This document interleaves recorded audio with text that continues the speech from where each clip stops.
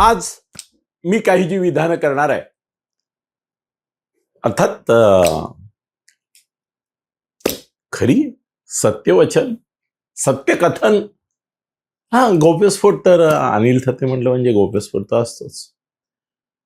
यातल्या काही विधानांवर कदाचित काही जणांकडून आक्षेप येऊ शकतो, पण विचार केला तर ते देखील म्हणतील की हा बरोबर, अनिलजी म्हणतात त्यात तथ्यांश नाही, तर तथ्यच आहे, ते सत्यच आहे, ते तात्पर्य आहे, तो निष्कर्ष आहे आणि तोच ते सांगतायत. एक तुम्हाला गोष्ट जी अजून तरी कोणी सांगितलेली नाही, पण मी सांगू इच्छितो, कारण असं स्नेहसंबंध ऋणानुबंधाचं नातं आहे आणि ते एकतर्फी नाहीये. त्यामुळे मी बोलू शकतो, एकनाथजींच्याबद्दल पण बोलू शकतो, देवेंद्रजींबद्दलही बोलू शकतो. आणि त्याचं कारण अर्थाचं आहे की थोडंसं त्यांचं हितगुज आणि मनीचे गुज, मन की बात, दिल की बात, याचं थोडा आहे ना. काही त्यांचाही परिवार आहे, मित्र परिवार आहे, त्यांनाही असतो अंदाज. त्यातल्या काही अशा पदांवर किंवा अशा शासकीय यंत्रणांमध्ये की त्यांना ते कळलं तरी ते बोलू शकत नाहीत, आणि त्यांच्याकडे माध्यम पण नाही. माझ्याकडे माध्यमही आहे, संबंधही आहेत, आणि मी बोलूही शकतो, आणि बोलण्यासाठी लागणारी हिंमत आणि त्यासाठी द्यावी लागणारी किंमत, त्याची तयारी. मित्रांनो, मी एक नवी गोष्ट तुम्हाला सांगतोय, ती अशी आहे की मी आता निसंकोचपणे असं विधान करू शकतो की ज्याप्रमाणे दिल्लीमध्ये तुम्हाला मोदी आणि शहा हे अद्वैत दिसतं, ही एक संयमी जुळ्यासारखी जोडी तुम्हाला दिसते, बरोबर. माझं पुढलं विधान आहे का, जे प्रथमदर्शनी ऐकल्यानंतर ते म्हणाल, काय काय काय काय म्हणालात, काय सांगताय, खरंच असं झालंय, खराच असा बदल झालाय. मित्रांनो, बदल झालाय याचं कारण मला हे मान्य करायला पाहिजे, आणि ते वेळोवेळी मी सांगितलं पण आहे तुम्हाला की फडणवीस आणि शिंदे यांच्यातही आता अद्वैत आहे, जे मोदी आणि शहांमध्ये आहे. म्हणजे मी असं विधान करू इच्छितो की ज्या प्रकारचं राष्ट्रीय पातळीवर मोदी आणि शहा यांचं एक संयुक्त समीकरण आहे, एक संयुक्त अशी त्यांची दोघांची मिळून एक संकल्पना, आयोजन, प्रयोजन, नियोजन असं आहे, आणि ते जे काय करायचं आहे, गेम प्लॅन असो, काय असेल ते, कट असो, कारस्थान असो, षडयंत्र ते आरोप होत असतात त्यांच्यावर, व्हॉटएव्हर इट इज. पण एक दिलानी, एक मनानी, एकजुटीने आणि एकात्मतेने असं ते दोघं करतात. आता महाराष्ट्राच्या राजकारणात पडलेला फरक, जो TRP साठी हपापलेला, आणि या दोघांचं भांडण, संघर्ष आहे शिंदे आणि फडणवीस यांचं, हे दाखवण्यातच ज्यांना असं वाटतं की लोकानुरंजन आणि काहीतरी आम्ही अशी खळबळजनक बातमी दिली की ज्याच्यामुळे आमच्याकडे सर्क्युलेशन पेपर असेल तर, नाहीतर TRP मिळेल, त्यांना ही निराशेची बातमी आहे. आणि म्हणून ते सांगत पण नाहीयेत, नाही सांगत आहेत, पण मी सांगतो तुम्हाला, आणि मी सांगतो म्हणजे सांगतो, आणि ते काहीतरी मला अधिकार आहे, काहीतरी हक्क आहे, काहीतरी विशेष असं स्थानमान, सन्मान आणि संधी मला आहे, जवळीक आहे, ऋणानुबंध आहे, स्नेहसंबंध. म्हणून मी सांगतो की मोदी शहांसारखीच आता महाराष्ट्रामध्ये फडणवीस शिंदे ही जोडी आहे. जे काय करायचं किंवा करायचं नाही, जे काय ठरवायचं किंवा ठरवायचं की नाही, याच्या बाबतीत त्यांच्या दोघांमधलं मतैक्य ते आधी पडताळून, तपासून, साधक बाधक त्याच्यावर चर्चा करून एका निष्कर्षाला येऊन मग ते लोकांपर्यंत पोहोचेल आणि त्याची अंमलबजावणी होईल. अशा प्रकारे एक नवी कार्यपद्धती गेल्या काही काळात, मी तो काळ असा अधोरेखित नाही करत आहे की इतके दिवस इतके महिने वगैरे असं नाही, पण हा फरक हळूहळू जाणवत होता. आता माझी खात्री झाली की मोदी शहा तशी फडणवीस आणि शिंदे यांची आता जोडी जमली आणि त्याचा फायदा महाराष्ट्राला, महायुतीला खूपच होणार आहे. किंबहुना आपल्याकडे एक म्हण आहे, 3 तिघाडा काम बिघडा. असं थोडस होत होतं. कबूल करायला पाहिजे की अजितदादा हा जो त्रिकोणाचा तिसरा कोण होता, तो कोण थोडा डाचत होता, बोचत होता. थोडस त्याच्या संदर्भातल्या काही संकल्पना, योजना, त्यानंतर त्यांना संधी देणं, वाव देणं, सावरून घेणं, आवरून घेणं, सांभाळून घेणं, अवसर देणं, या सगळ्या प्रकरणामुळे थोडस फडणवीसांची ओढाताण होत होती. अगदी 2 बायकांचा दादला वगैरे असल्या उपमा मी काही देणार नाही, असं काही नव्हतं. किंवा असं पण म्हणणार नाही की एक बायको आणि एक ऍडिशन वगैरे वगैरे असेही शब्द वापरून मी अपमान करणार नाही कोणाचा, आणि करण्याची काही गरज नाही. पण ही गोष्ट खरी होती की हा त्रिकोण मुळामध्येच अनैसर्गिक, अवांछित, अनावश्यक असा होता. एकनाथ शिंदेना मनापासून असं वाटत होतं की अजित पवारांना घेण्याची काही गरजच नव्हती, आणि फडणवीसांनाही खरं म्हणजे तसं वाटत होतं की त्यांची गरज नाहीये. त्यांच्याशिवाय उलट आहे त्या संधी, आहे ती पदं, आहे तो सगळा राज्याचा कारभार, हा दोघांमध्ये फार सुंदर रीतीने युती स्वरूपामध्ये चांगल्या रीतीने सहभाग आहे.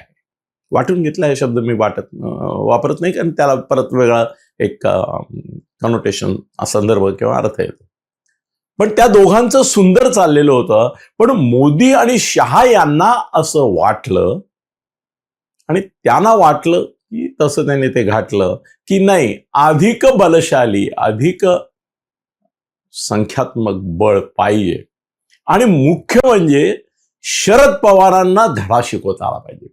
अजितदादांना घेणं, अजितदादांना बरोबर आणणं, याच्या मागचा मोदी शहांचा हेतू हा बळकटी आणण्यापेक्षा शरद पवारांची बळकटी बांधणं, त्याला कमजोर करणं, एक सायकोलॉजिकल ज्याला आपण सेटबॅक म्हणतो, तो राष्ट्रवादी काँग्रेसला आणणं. जसं उद्धव पासून एकनाथ शिंदे तुटल्यामुळे नंतर तर फिजिकल म्हणजे माणसं गेल्यामुळे फिजिकल सेटबॅक तर आलाच, सायकोलॉजिकल सेटबॅक जो आला तो त्यांना डिमोरलाइज करून गेला उद्धव ठाकरेंना.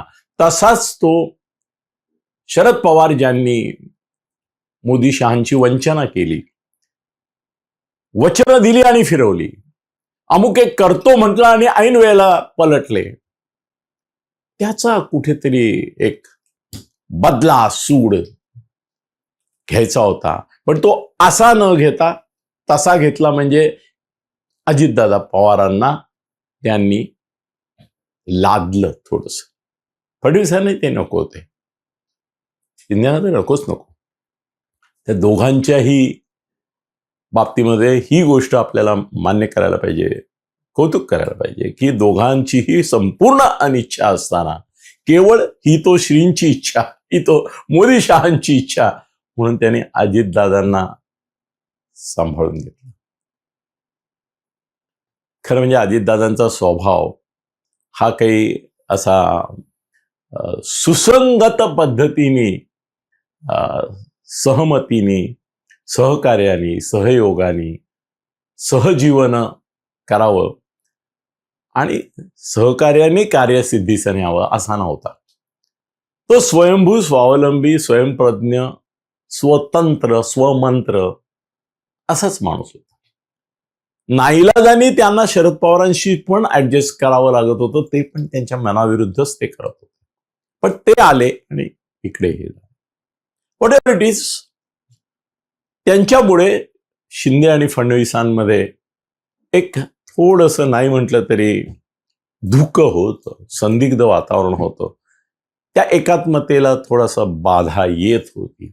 आता अजितदादा गेले, त्यांच्याबरोबर त्यांचा पक्षही अवशेष उरलेला आहे आणि नामशेषकडे चाललेला आहे. आता तो लीन झालेला आहे, तो विलीन कधी होतो, कसं काय होतं, तर तो भाग आज नाही. पण एक लक्षात ठेवा की शिंदे आणि फडणवीस यांचं ऐक्य वैचारिक, भावनिक, प्रशासकीय, शासकीय, राजकीय ऐक्य ही एक जी मोठी नवी घटना घडली, त्याच्यामुळे अनेक दुर्घटना ज्या झाल्या त्या आता होणार नाहीत किंवा नव्याने होणार नाहीत. त्यातली सर्वात मोठी जर घटना कोणती असेल तर ती मनोज जरांगे यांच्या संदर्भात असणार.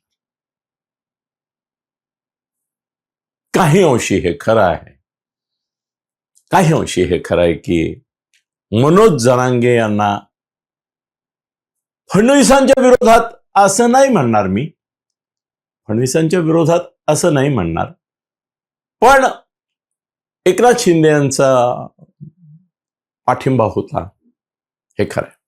आणि तो पाठिंबा, एकनाथ शिंदे एखाद्याला पाठिंबा देतात तो केवळ असा भावनिक, वैचारिक, कागदी, औपचारिक, तोंड देखला असा नसतो. तो सर्वंकष, सर्वार्थाने, सर्वतोपरी असा असतो आणि सर्वतोपरी याच्यात सर्वतोपरी आलं. त्यामुळे मनोज जरांगे यांच्या आंदोलनाचं जे बळ होतं, ज्याच्यामुळे छळ होत होता महायुती सरकारचा, फडणवीसांचा पण काही प्रमाणामध्ये, त्याच्या मागे जरी चिथावणी असा शब्द नाही वापरला तरी बळ एकनाथ शिंदेचं काही प्रमाणात होतं हे खरं आहे. आता फरक असा पडलेला आहे की आता फडणवीस आणि शिंदे यांचं जे ऐक्य आहे त्याची जाणीव मनोज जरांगे यांना अर्थातच केली आहे, झाली आहे. आणि ते अपरिहार्य होतं, ते अपरिहार्य होतं की आता शिंदेचा वेगळा आपल्याला काही पाठिंबा किंवा त्यांच्याकडून काही रसद सुद्धा नाही मिळणार. आता आपल्याला फडणवीस म्हणजे शिंदे, शिंदे म्हणजे फडणवीस या नव्या समीकरणाशी आपल्याला सामोरं जायचं आहे. म्हणजे आपल्याला पूर्वीचं जे आपल्याला एक थोडंसं आक्रोश, आक्रंदन असं आंदोलन किंवा थोडं अतिरेकी, थोडं एक ज्याला आपण म्हणतो अधिक्षेप करत जाणारं, काही प्रमाणामध्ये उन्मत्त, उन्माद असं आलेलं, असं जे काही आपल्या आंदोलनाचं पूर्वीचं स्वरूप होतं, त्याच्याऐवजी आता ऑलरेडी आपण काही भूमिका बदललेल्या आहेत. मोडतोडीच्या जागी तडजोडीची भूमिका ऑलरेडी आपण घेतलेली आहे. त्या दृष्टीने आपण अगदी देवेंद्र फडणवीसांना देखील त्यांनी कॉम्प्लिमेंट्स दिल्या मध्यंतरी. आता मध्यंतरी जे काय फडणवीसांनी मूव्ज घेतल्या, काही प्रॉमिसेस केली, त्यानंतर त्यांनी ते फडणवीसांचे आभार पण मानले. ऍक्च्युली फडणवीसांचे आभार मानणं, फडणवीसांना कॉम्प्लिमेंट देणं आणि मराठा समाजावतीने धन्यवाद देणं हा सुद्धा शिंदे फडणवीस यांच्या ऐक्याचाच एक साईड इफेक्ट होता, असं माझं मत आणि माहिती आहे. व्हॉट एव्हर इट इज, आता देवेंद्र फडणवीस यांच्या बाबतीमध्ये असं आहे की मुळामध्ये देवेंद्र फडणवीसांना एक कला अवगत आहे. ती कला अशी एकनाथ शिंदेना पण अवगत आहे, पण दोघांचे मार्ग वेगळे आहेत. म्हणजे कसं आहे की देवेंद्र फडणवीस हे आपण नेहमी ऐकतो की जंगली प्राण्यांना पाळलेल्या, माणसाळलेल्या प्राण्यांच्या माध्यमातून कन्व्हर्ट करून त्यांचं परिवर्तन पाळलेल्या किंवा माणसाळलेल्या, तुम्हाला शब्द कसा वापरायचा ते बघा. तुमची संवेदनाशीलता कुठे दुखवायची नाही मला, म्हणून मी ते माणसाळलेल्या, पाळलेल्या, जंगली, रानटी या सगळ्यांचा वापर करत असताना थोडंसं तुम्हाला या शब्दांमध्ये फार गुंतून पडू नका, त्यातला भावार्थ लागतं, भावना समजून घ्या त्या मागची, की काय मी सांगतोय की फडणवीसांना ही कला अवगत आहे आणि त्यासाठी फडणवीस सामदामदंड भेद असे चारही मार्ग अवलंबतात. पिसाळलेल्यांना माणसाळवण्याची कला एकनाथ शिंदेना अवगत आहे. जंगली रानटी लोकांना पाळीव प्राणी करण्याची कला एकनाथ शिंदेना अवगत आहे, पण त्यांचा मार्ग वेगळा आहे. साम दाम दंड भेद याच्यामधल्या भेदावर त्यांचा विश्वास आहे. सामवर अधिक आहे, दामावर तर आहे हे तर कबूल करायला पाहिजे, दंडवर भर नाही. पण फडणवीसांचा असा नाही. सामदाम दंडभेद मधल्या या दंडावर त्यांचा प्राधान्याने विश्वास आहे. आपली दहशत वाटली पाहिजे, आपला दरारा वाटला पाहिजे, आपली भीती वाटली पाहिजे, आणि आपली भीती हेच त्या माणसाला आपल्यावर प्रीती करण्यासाठी प्रवृत्त करणार कारण ठरलं पाहिजे. ही त्यांची नीती आहे. कोणाची? फडणवीसांची. याच्या उलट शिंदेना असं वाटतं की माणसांची मन जिंकणं, माणसं जिंकणं, माणसं जोडणं, माणसांना जवळीक देणं, सलगी देणं, जवळ करणं, आपलंसं करणं, आपलं म्हणणं आणि आपलेपणाने त्यांना जपणं, या माध्यमातून माणसं तात्पुरती मजबुरीने जवळ न येता कायमची आणि आतून हृदयबंध त्यातून जमून जर राहिली तर ती टिकतील, आणि नुसती टिकणार नाहीत तर आपल्याला हवी तशी वागतील देखील. तो अप्रोच दोघांचा वेगळा असला तरी दोघांचं अंतिम उद्दिष्ट, ध्येय एकच आहे, हेतू एकच आहे की आपल्या परिवारात त्यांना सामावून घे. मला असं वाटतं की शिंदे आणि फडणवीस यांची ही जी जोडी आहे तिचं काम यावेळेला अगदी अचूकपणे हेच असणार की जे दिल्लीत घडलं सोनम वांगचुकच्या निमित्ताने, राहुल गांधीच्या निमित्ताने जे काही घडलं, आता जे भोपाळमध्ये आपण शेतकरी आंदोलनाच्या त्या संदर्भामध्ये, मूग डाळीच्या संदर्भामध्ये बहुतेक ते आंदोलन, डाळीच्या संदर्भातलं आंदोलन, ते जे तिथे आता घडलं आहे महाराष्ट्रामध्ये, ठीक आहे, ठाकरेंच्या त्या काय म्हणतात बेगानी शादी में अब्दुल्ला दिवाना मेळाव्याने कुणाचं काही नुकसान नाही, उलट ते हास्यास्पद ठरले, त्यांची भूमिका करुणास्पद ठरली.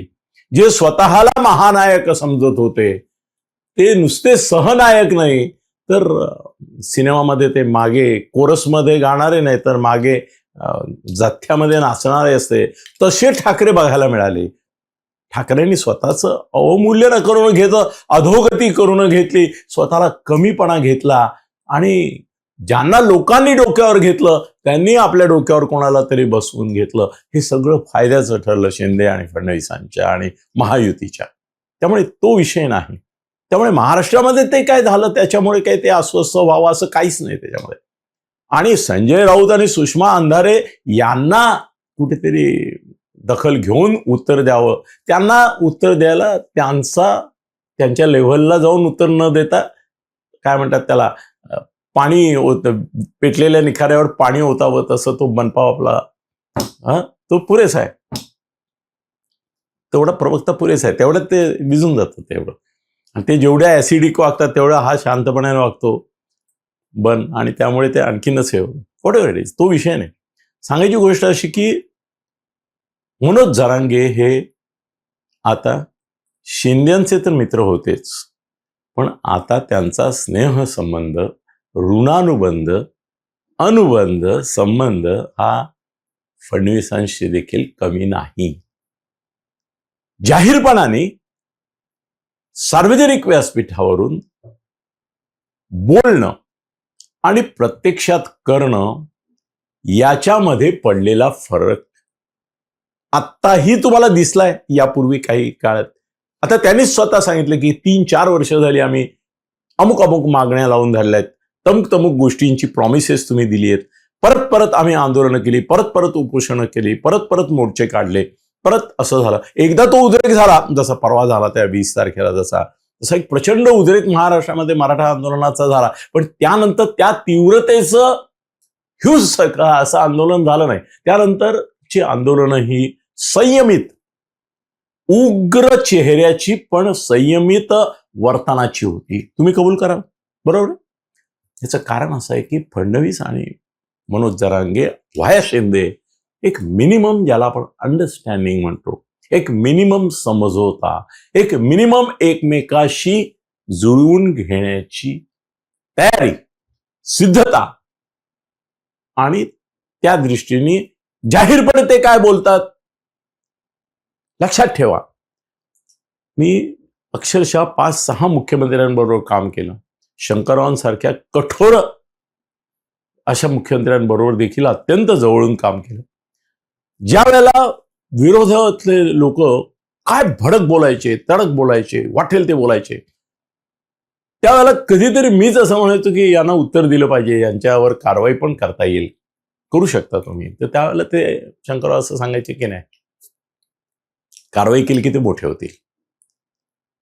दुसरी गोष्ट अशी की त्यांना मी कारवाई करू शकतो हे माहिती असल्यामुळे ते जाहीरपणे काहीही बोलत असले तरी आतून ते माझ्या संदर्भात आहेत, माझ्या संबंधात आहेत, माझ्याशी त्यांचं बोलणं होतं, आणि त्यामुळे मी काही चिंतेमध्ये नाही. हे तर मी स्वतः अंतुले आणि बाळासाहेब यांच्या दोघांच्या बरोबर मी एकत्र एकाच वेळेला संबंधित असताना मी पाहिलंय की बाहेर आधी आमचे मित्र आहेत म्हणणारे बाळासाहेब नंतर अंतुल्यांपासून खूपच दूर गेले, पण जाहीरपणे ते आमचे मित्र असा शब्द कायम वापरायचे. आणि अंतुले नेहमी मला सांगायचे की त्यांना असं म्हणण्याशिवाय गत्यंतर नाही, तर त्यांची सरकारमधली कामं अडतील, आणि मलाही त्यांना सांभाळण्याशिवाय गत्यंतर नाही. याचं कारण माझं मुस्लिम असणं. ऑलरेडी मराठा समाज माझ्या मागे आहे. हिंदू मुस्लिम वाद काढून बाळासाहेब कधीही मला नॉन प्लस करू शकतात. तेही जाहीरपणे त्यांना सांभाळून घ्यायचे, आतून जरी भांडण होतं. दत्ता सामंतच्या बाबतीत तर दत्ता सामंतच्या बरोबर 3 वर्ष मी होतो. सगळ्या सभात दत्ता सामंतच्या आधी माझं भाषण व्हायचं म्हणजे मला किती महत्व ते देत होते. रोज रात्री 11 वाजता त्यांच्याबरोबर मी असायचो, त्यांच्याबरोबर आमाप फिरलो, अनेक कामगार युनियन, कामगार चळवळी पाहिला. गिरणी संपाच्या संपूर्ण चळवळीच्या काळात मी त्यांच्याबरोबर होतो. त्या काळामध्ये जाहीरपणे दत्ता सामंत ज्या वेळेला शिवीगाळ करत होते त्यावेळेला बाबासाहेब भोसले मुख्यमंत्री होते, ज्यांचं काम परत मी करत होतो, त्यांचा मित्र मी होतो. त्या दोघांच्या भेटीगाठी मी स्वतः अरेंज करत होतो, भेटीगाठी होत होत्या, त्यांच्या चर्चा होत्या, जेवणं होत होती. इव्हन बाळासाहेब आणि दत्ता सामंतांची एकत्र जेवणं आमच्या माझ्या घरी झालेली आहेत अनेक वेळा, आणि जाहीरपणे एकमेकाला त्यांनी शिव्या घातलेल्या. त्यामुळे आतलं आणि बाहेरचं असं 2 ठेवावंही लागतं, आणि ते ठेवण्यात काही गैरही नसतं. आताही काँग्रेसचे कितीतरी नेते जे जाहीरपणे वेगळं बोलतात त्यांचे, संजय राऊत हे सगळ्यात मोठं उदाहरण आहे ना बाबा. संजय राऊत किती गालीगलोच करतो. आता फडणवीसांनी त्याला दूर ठेवलाय, नाही तर तो फडणवीसांशी सुद्धा संबंधात होता. पण नाही तर मोदी, शहानशीर आहे, पण मोदींशी त्याचे पर्सनल संबंध ऑफ द रेकॉर्ड चांगलेच आहेत. पूर्वी होते, अजूनही आहेत, अजूनही आहेत. म्हणून तर त्याला आता काय म्हणतात, त्याला सांभाळून घेतलं जातं. तो काही बोलला ठीक आहे ना, बोलण्याने काही फरक नाही. एखादा दारू प्यायला आणि ओकाऱ्या काढत रस्त्याने चालला, किंवा एखाद्याला अजीर्ण झालं म्हणून जुलाब करत सुटला, तर त्याला फार शासन करायचं नाही, ती त्याची मजबुरी आहे. उलट्या जुलाबी ते त्याचं दुखणं आहे, रोग आहे, तो रोग भोगतो येतो. ते म्हणून सांगायची गोष्ट अशी की महाराष्ट्रामध्ये देखील जाहीरपणे तुम्हाला तुटून पडणारे लोक आपली कामं घेऊन फडणवीसांकडे येतात, शिंदेकडे येतात, हे दृश्य दिसेल, किंवा त्यांची माणसं येतात. मिलिंद नार्वेकर जाहीरपणे कुठे आहे, उद्धव बरोबर आहे, आणि आतून कुठे आहे, फडणवीस शिंदेबरोबर आहे. शिंदेबरोबर तो खूपच येतो, मला माहिती आहे. जाहीरपणे तो पण एक शाणा आहे, तो जाहीर विधान नाही करत, पण तो आहे. सांगायची गोष्ट अशी की आता फडणवीसांनी क्लिअर केलेलं आहे की ज्यांनी कुणबी दाखला मागितला अशा कुणाला वंचित ठेवलाय, आम्ही दिलं नाही, असं तुम्ही एक उदाहरण दाखवून द्या, आत्ताच्या आत्ता त्याला देतो. ज्याने मागितलाच नाही कुणबी दाखला, आणि त्यांची संख्या तुम्ही सांगता की लाख आहे, 56 लाख, 57 लाख, अमुक लाख, आम्ही स्वतःहून जाऊन त्याला द्यावा अशी तर अपेक्षा असता कामा नये तुमची. त्यांनी मागितलं तर देतोय आम्ही, इतक्या जणांना दिलंय. एखादी केस राहिली असेल करून टाकू आपण. मुळामध्ये संपूर्ण त्यांचं हे जे आंदोलन व्हायचंय असं ते म्हणतायत मनोज जरांगेंचं, त्याचं पाया कुणबी सर्टिफिकेट हा जर असेल तर फडणवीसांनी आधीच जाहीर करून टाकलाय की तुम्ही सांगा कुणाला हवाय ते मागावं, त्यांनी पुरावे घेऊन यावेत. असंच कुठलाही माणूस उठला आणि म्हणाला की मला कुणबी सर्टिफिकेट द्या तर तसं तर कायद्याने देता येणार नाही. उद्या कोर्टात चॅलेंज केलं तर नाही टिकणार. आता आपण बघतोय ना रोज जात प्रमाणपत्र कशी कॅन्सल होत आहेत कोर्टातून आणि नगरसेवक पद जात आहेत, हे जात आहेत, बघतोय ना आपण. त्यांची जाऊ शकतात. त्यामुळे व्हेरीफाईड, ऑथेंटिकेटेड, व्हॅलिडेटेड असं कुणबी सर्टिफिकेट घ्या तुम्ही, उलट या तुम्ही. ही भूमिका आहे फडणवीसांची, ही भूमिका आहे शिंदेची. तेही मनोज जरांगेंना सांगणार की ठीक आहे तुमचं म्हणणं काय, इतक्या लाख लोकांना नाही मिळालं ना, आम्ही जाऊन द्यायचंय का त्यांच्या घरी, ते का म्हणून द्यायचं आहे? नाही, असं कुठलंच सरकार देत नाही, द्यायचंही नसतं. त्यांनी पुरावे घेऊन यावं, द्यावं. आता ते जसं तो दिपके म्हणतो की तुम्ही सरसकट गुन्हेगार असले तरी, मर्डर केलेले असले, जाळपोळ केलेले असले, काही केलं असलं तरी, मागे जरी त्यांची काही पार्श्वभूमी असली तरी खटले मागे घ्या. आता सुद्धा त्यांनी जाळपोळ केली असली, लोकांना मारलं असतं, पोलीस 150 जखमी केले असते तरी देखील त्यांचे मागे घ्या. असं कसं घेता येईल? कोर्ट अलाउड करेल का? नाही. हा, ज्याने आंदोलनात भाग घेतला त्यांचा विड्रॉ करणं ठीक आहे, पण असं थोडंच अलाउड करणार की तुमच्या समोर गाड्या जाळल्यात, माणसं जखमी केलेत, पोलिसांची ही याचिका येतेच ना. उद्या सरसकट अशी उचलून घेरे म्हणून खिरापत वाटली तर त्यालाही कोर्टामधून बाण बसला तर सगळ्यांचंच नुकसान होईल. हे मनोज जरांगे नाही कळत. पण त्यांना आता भूमिका घेणं आवश्यक आहे, त्यांनी आता जाहीर करणं आवश्यक आहे, आता त्यांनी उपोषण करीन असं सांगणं आवश्यक आहे. ती त्यांची राजकीय मजबुरी आहे, ती त्यांच्या अस्तित्वाचा प्रश्न आहे, तो त्यांच्या महत्वाचा प्रश्न आहे, तो त्यांच्या प्रभुत्वाचा प्रश्न आहे. समाजावरली पकड ढिली होऊ नये यासाठी काहीतरी आपण करतोय हे दाखवण्याची त्यांना गरज आहे. आणि त्यांची गरज पूर्ण होण्याकरता एकीकडे सामोपचार करत असतानाच त्यांना काही उपचारही करायला परवानगी दिले पाहिजेत. काही प्रथमोपचार त्यांच्यावर करत असतानाच त्यांना प्रतिकार आणि प्रतिरोध करतो आहोत, आपण आंदोलन करतो आहोत, असाही एक आभास भ्रम संभ्रम त्यांच्याही समाजात निर्माण करणं, हे मनोज जरांगेंचं नेतृत्व जर मराठा समाजात टिकवायचं असेल आणि शरद पवारांसारख्या दुसऱ्या लोकांच्या हाती जाऊ द्यायचं नसेल तर फडणवीस शिंदेना आवश्यक आहे. ते दोघं मिळून ते करतायत. 29 तारखेला आंदोलन होईल, उपोषण कदाचित एखादा दिवस होईल किंवा होणारही नाही, किंवा आंदोलन आणि उपोषण दोन्हीही होणार नाही. त्याच्या आतच सरकारने सगळ्या मागण्या मान्य केल्याची घोषणा यावेळेला शिंदेने, फडणवीस घेतील. त्याचं कारण फडणवीसांना मी ब्राह्मण असून मराठा समाजासाठी सर्वाधिक काम मी केलं हे सिद्ध करायचं आहे, हे प्रसिद्ध करायचं आहे, आणि ते करायला शिंदेचा काही आक्षेप नाहीये. शिंदेच्या दृष्टीने महायुती, आणि महाबळकट होणं आवश्यक आहे. त्यामुळे 29 तारखेला आंदोलन आणि उपोषण करण्याची वेळ मनोज जरांगेवर येणार नाही, असं जे राधाकृष्ण विखे पाटील म्हणाले ते बरोबर आहे. माझ्या अंदाजानुसार शिंदे आणि फडणवीस हे फार सामोपचाराने हा विषय घेतील आणि मनोज जरांगे ही समजूतदारपणे स्वीकारतील. आणि आंदोलन आणि उपोषण तोपर्यंत कितीही वाद झाले, चर्चा झाल्या, वादळ झालं, आव्हानं झाली, प्रतिआव्हानं झाली, शिवीगाळ झाली, तरी देखील प्रत्यक्षात आंदोलन आणि उपोषण होणार नाही.